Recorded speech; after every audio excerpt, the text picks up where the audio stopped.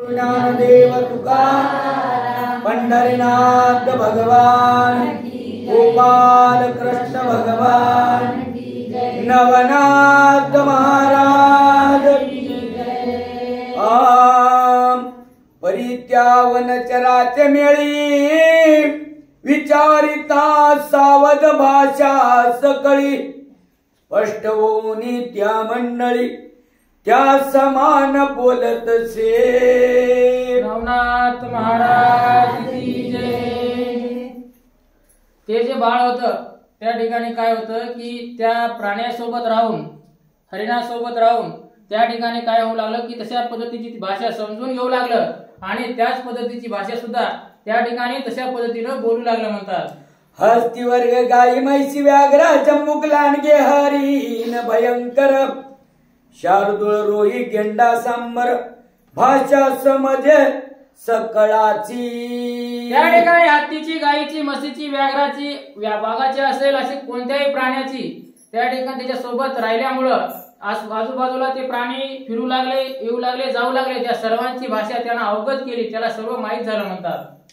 सर्प, किडे, मुंगी, पाळी, पक्षी यांची बोली सकळी, तैशीच कोकुनी उत्तर पाऊली देत सकळासी। सर्प, किडे, मुंग्या आणि त्यानंतर सर्व जेवढे काही प्राणी होते आजूबाजूला तेवढ्या प्राण्याची ती बोली त्या ठिकाणी ते ऐकायचा, तशा पद्धतीने त्याला उत्तर द्यायचं, अशा पद्धतीने सर्व काही ते त्याच्यामध्ये मिसळून गेला होता म्हणतात। ऐशा परिवन चर रंगणी, प्रत्यक्ष अवतार विचरे काननी, जिकडे तिकडे जाय हरिणी, तिकडे तिकडे जातसे। अशा पद्धतीने प्रत्यक्ष त्या ठिकाणी देवाचा अवतार त्या ठिकाणी जन्माला आला होता आणि आल्यामुळं जिकडे हरिणी जायची तिकडे काय करायचा, तो तिच्या मागे मागे जायचा, फिरायचा आणि अशा पद्धतीने तो तिच्या सोबतच त्या ठिकाणी आपल्या आई आहे असं समजून राहत होता म्हणतात। आयुष्य 5 वर्ष पर्यंत हरिणी मागे तो हिंडत, तो एके दिवशी चरत हरिणी आली त्या मार्गे। असं करत करत त्या ठिकाणी हरिणी सोबत किती वर्ष राहिला? 5 वर्ष राहिला। 5 वर्ष त्यासोबत फिरत राहायचा, हिंडत राहायचा, त्या ठिकाणी तिच्या सोबतच राहायचा, खायचा, चारा खायचा, अशा पद्धतीने सर्व काही त्याचं नियोजन अशा पद्धतीने कार्यक्रम चालू होता आणि एका मार्गावरती हरिणी त्यांना घेऊन आली तर काय झालं? काननी चरता मार्गे नेटे, तो बाळही आला ते वाटे, तो मार्गी सहस्त्र पुरुष भाट, मग त्या वाटे ती येती। अशा पद्धतीने काय करू लागला की ती जी वाट होती त्या ठिकाणी त्या वाटेच्या आसपास काय करू लागले हरिण आणि चरायला जाऊ लागली। गेल्यानंतर त्या ठिकाणी तिच्या सोबत काय होतं ते बाळ सुद्धा त्या ठिकाणी काय करू लागलं की मागे मागे म्हणजे येऊ लागलं, चरू लागलं आणि अशी चरता चरता त्या ठिकाणाहून ती माणसाची एक वाट होती अशा पद्धतीनं। त्या भाटा जय सिंग नामा, कांता रेणुका सुमध्यम, परी उभयतांचा एक नेम, एक चित्ती वर्तली। त्या ठिकाणी एक तिथून माणूस जाऊ लागला, त्याचं नाव होतं जयसिंग आणि त्यांची पत्नी होती रेणुका। अशा पद्धतीने दोघं जण त्या ठिकाणाहून जात होते आणि जात असते वेळेस त्याने पाहिलं की हरणाच्या मागे काय होत आहे की लेकरू त्या ठिकाणी फिरत आहे आणि त्यासोबत चरत आहे, राहत आहे अशी पद्धत पाहिली आणि पाहिल्यानंतर पुढे काय झालं? प्रवर्तती परी कैसे लोटी, शत्रु मित्र ऐक्य दृष्टी, की धनद घातका मोह पोटी, समानची वर्ततसे। तन्याय पुरुष कांता, परपंच राटी वर्तत सता, तो सहज त्या मार्गे येता, तया ठाई पातले।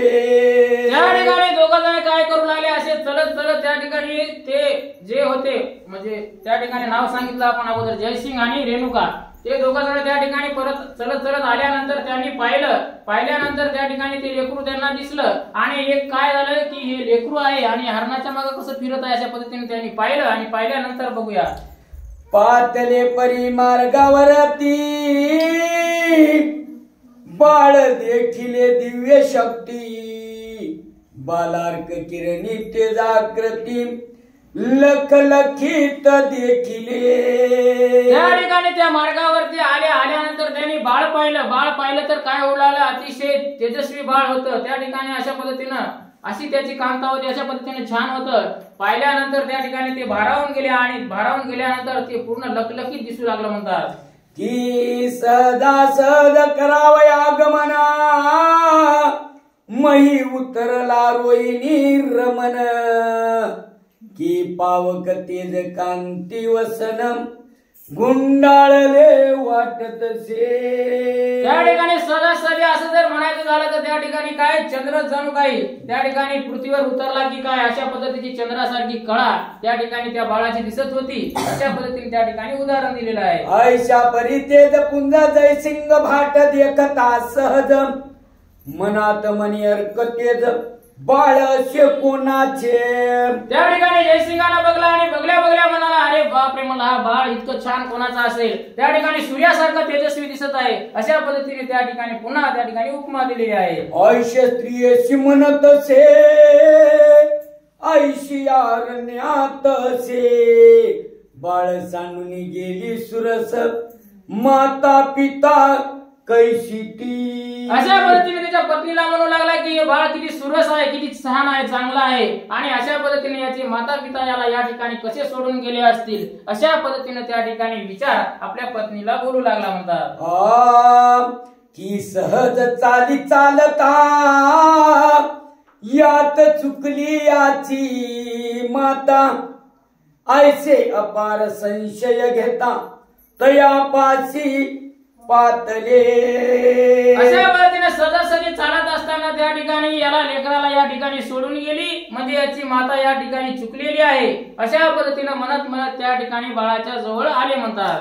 पातले परी बाळ पाहुणा भय व्याप्त झाले मन मग मर्ग बोलिले आरंभळून पळू लागले मार्गाते. त्या ठिकाणी जवळ आल्यानंतर बाळाला पाहिल्यानंतर त्या ठिकाणी बाळाच्या जवळ आले आणि घेऊ लागले की काय झालं की हरणानं पाहिलं आणि हरिण आणि त्याचे जे लेकरं होते दोन ते सुद्धा काय होऊ लागले पाहिल्यानंतर घाबरले आणि पळून गेले म्हणतात. ते पाहुनी जयसिंग भाटे धावुनी धरिली बाळकाची पाठी लागुनी धरुनी मनगट उभा केला बाळ तो. त्या ठिकाणी हरिण पळाली, हरिणीचे पिल्ले पळाले की ते लेकरू सुद्धा काय करू लागलं की त्या हरिणीच्या मागे पळायला लागलं. कारण की आपली आई पळत आहे म्हणजे आपल्याला काहीतरी भीती आहे म्हणून ते पळायला लागलं. आणि अशा पद्धतीने पळते वेळेस जयसिंग भाटाने काय केलं की लगेच त्याची कंबर धरली, पकडलं आणि लगेच हात धरला आणि हात धरून काय केलं उभा करून त्या ते बोलता म्हणे बाळा सांडी भयाते तू ते भेटविन तव माते ते माता कोण ती संग. त्या ठिकाणी बाळाला धरला आणि उभं केल्यानंतर त्याला बोलू लागले अरे बाळा त्या ठिकाणी तुला भ्यायची गरज नाही, तुला कसल्याही प्रकारची भीती बाळगू नको. तुझी आई कुठं आहे, तुझ्या आईचं नाव काय आहे त्या ठिकाणी आम्हाला सांग, त्या ठिकाणी तुला पोहोचण्याचं काम मी करतो. अशा पद्धतीनं भाट त्या ठिकाणी त्या बाळाला बोलू लागले. परी ते कुरंग भाष करुणा आरंभळ तसे छंद करुण नेत्रा लोटली अपार जीवन हाक मारी हरिणी ते. अशा पद्धतीचे त्या ठिकाणी बोलल्यानंतर काय करू लागले की ते बाळ जे आहे ते बाळ काय करू लागलं आरबळलं आणि त्याला कारण माणूस त्यानं पाहिलेलाच नव्हता, त्याला काहीच माहित नव्हतं. त्यामुळे त्या हरणीच्या सोबत जन्मलं तेव्हापासून होतं. त्यामुळे ते काय करू लागलं ओरडू लागलं आणि हरणीला त्या ठिकाणी आई आहे असं म्हणून त्या ठिकाणी हाका मारू लागलं म्हणतात.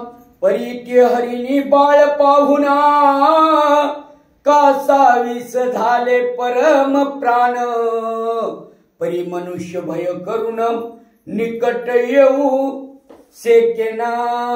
मग दुरून त्या ठिकाणी हरणीनं पाहिल्यानंतर हरणी सुद्धा पाहू लागली आणि आपल्या बाळाला कोणीतरी धरून नेत आहे त्या ठिकाणी हे पाहिलं. ती हरबळ म्हणजे त्या ठिकाणी तिला आता दुःख होऊ लागलं आणि दुःख होते वेळेस त्या ठिकाणी ती काही करू शकत नव्हती कारण तिथं यावं होतं त्या ठिकाणी तिला माणसाचं भेव होतं त्यामुळे ती जवळ येत नव्हती म्हणतात. हरिणी आपुली ठाईच्या ठाई परम रंबळे मयी ते देही येरीकडे मार्ग प्रवाही भाट बोले बाळा ते.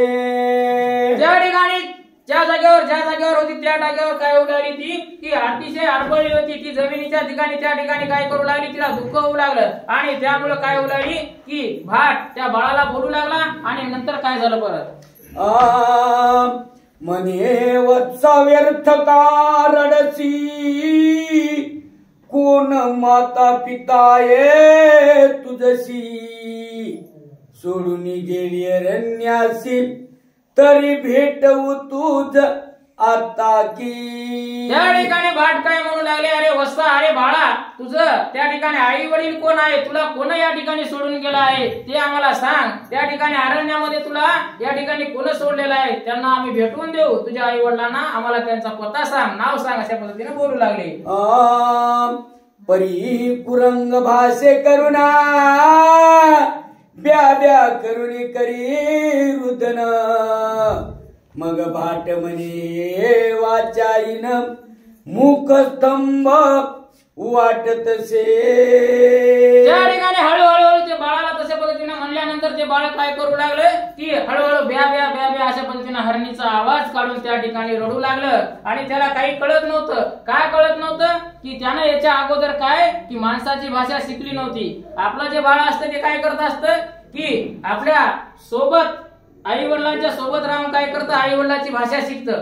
ज्या भाषेत राहिलं, इंग्रजीमध्ये राहू द्या, मराठीत राहू द्या, आंध्रात राहू द्या, म्हणजे आपण बघतो पहा तेलुगूचे जे लेकरं असतात ते तेलुगूच बोलतात की नाही, त्याला शिकवायची गरज नाही. आई वडील जे भाषा बोलतात तेच ते शिकतात. तसं ते हरण्याचं लेकरू ब्या ब्या ब्या ब्या करू लागला लहानपणापासून आणि त्याला भाषा बोलता येत नव्हती म्हणतात.